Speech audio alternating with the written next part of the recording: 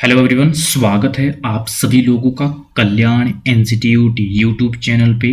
आज हम इस वीडियो के अंतर्गत ओकुन का नियम यानी कि ओकुन लॉ को जानने और समझने का प्रयास करेंगे कि ये ओकुन का नियम क्या है, इस नियम को किसने दिया और इस नियम के माध्यम से, इस लॉ के माध्यम से क्या कहने का प्रयास किया गया है। तो आप इस वीडियो को अंत तक जरूर देखिएगा और अगर चैनल को अभी तक सब्सक्राइब नहीं किया तो चैनल को जरूर सब्सक्राइब कर दीजिएगा। तो चलिए समझते हैं कि ओकुन का ये जो नियम है यानी कि लॉ है, ये दरअसल है क्या, किसने दिया, इसके माध्यम से क्या कहने का प्रयास किया गया। ओकुन का नियम राष्ट्रीय उत्पादन में तथा बेरोजगारी की दर में विपरीत संबंध यानी कि रिलेशन को बताता है, दर्शाता है। तो ये ओकुन का नियम है, ओकुन का लॉ है।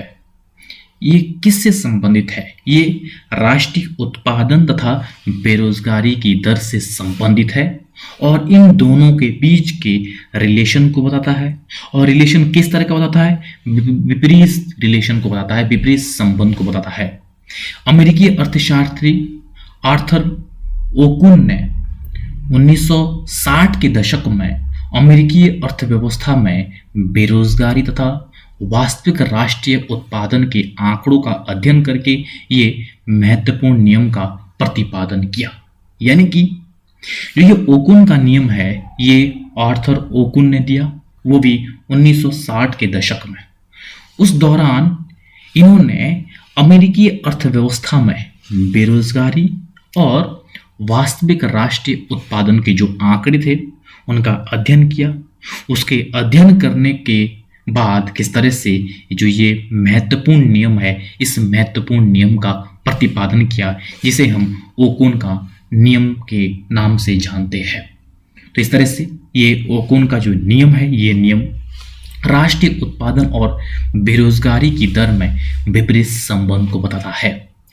ओकुन के नियम के अनुसार जो राष्ट्रीय आय है, राष्ट्रीय आय में जो वृद्धि है वो 3% से अधिक होगी और ये 3% से अधिक वृद्धि है, ये ओकुन ने इसे सामान्य समृद्धि कहा कि ये किसी भी अर्थव्यवस्था की सामान्य समृद्धि होगी। और 3% से अधिक जब वृद्धि होगी ये राष्ट्रीय उत्पादन में, तो ऐसे में देश में बेरोजगारी की दर में कमी आएगी। यानी कि जब सामान्य समृद्धि से अधिक दर राष्ट्रीय उत्पादन में होगी तो ऐसे में बेरोजगारी की दर में कमी आएगी।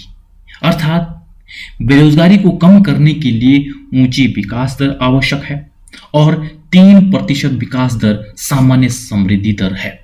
तो ओकुन ने 3% की जो विकास दर है किसी भी अर्थव्यवस्था की, उसे सामान्य समृद्धि दर कहा है। और 3% से अधिक विकास की दर होनी चाहिए, तब जाकर के उस देश में बेरोजगारी की दर में कमी आएगी।